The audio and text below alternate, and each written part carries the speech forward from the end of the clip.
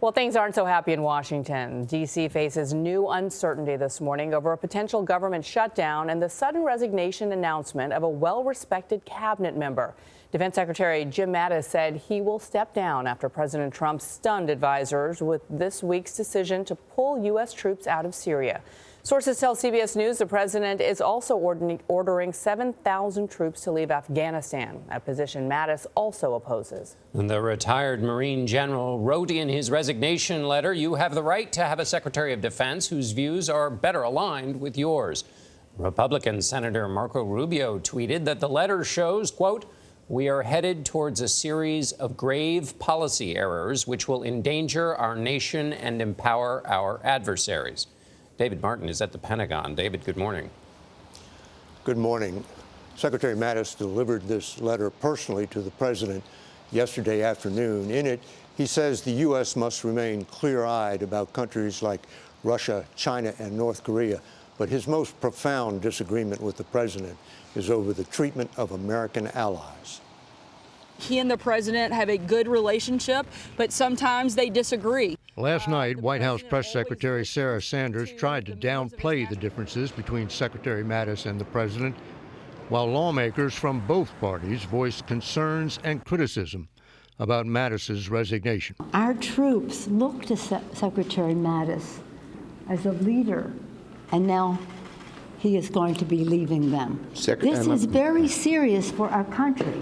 Republican Majority Leader Mitch McConnell wrote he was distressed by Mattis's departure, saying the U.S. must maintain a clear-eyed understanding of our friends and foes and recognize that nations like Russia are among the latter. From the start, President Trump was a difficult boss to work with. When he announced his travel ban on mostly Muslim countries, it was the first Mattis had heard of it. He also didn't know Mr. Trump would tweet that transgender service members would no longer be allowed to serve in uniform.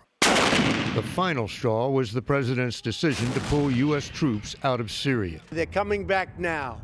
We won, and that's the way we want it. NATO's hard power in a defensive orientation is our ticket to peace. The fundamental disagreement was over, as Mattis put it in his letter, my views on treating allies with respect. What we're doing with NATO, where for many years they're not paying their bills. Mr. Trump has consistently lambasted NATO members for not spending enough on defense. Former Defense Secretary William Cohen. For Secretary Mattis, who's never been known to quit anything, every star that he has on his shoulders was earned in the blood and the mud of battle. And that has to be taken into account when he says we are betraying our allies under these circumstances. In the letter, Mattis says it has been a privilege to serve his country. He does not say it has been a privilege to serve Donald Trump. He plans to step down on February 28th, and the White House hopes to name a replacement before the end of this year. Bianna? It was quite a letter that he wrote the president. And I think of what Senator Corker said last year, where he said, Tillerson, Mattis, and Kelly separate our country from chaos.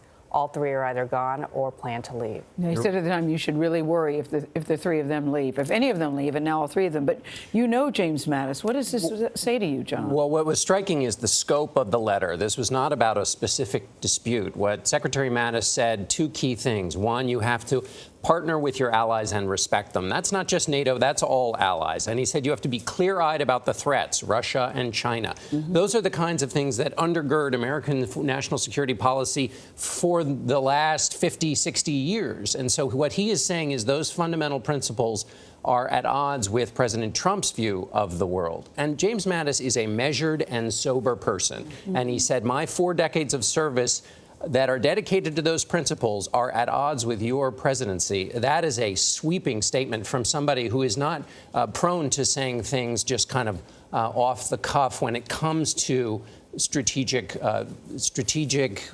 position of the United States. Well, it never seems good to hear words like distressed and distraught in reaction to a resignation such as this, and for your top advisors to be stunned by this news. Well, that's also part of it. It's hard to know where things are going when there are surprise moves like this. And again, it goes back to the allies. One of the criticisms against President Obama is that allies never knew where the U.S. was headed, and that's what.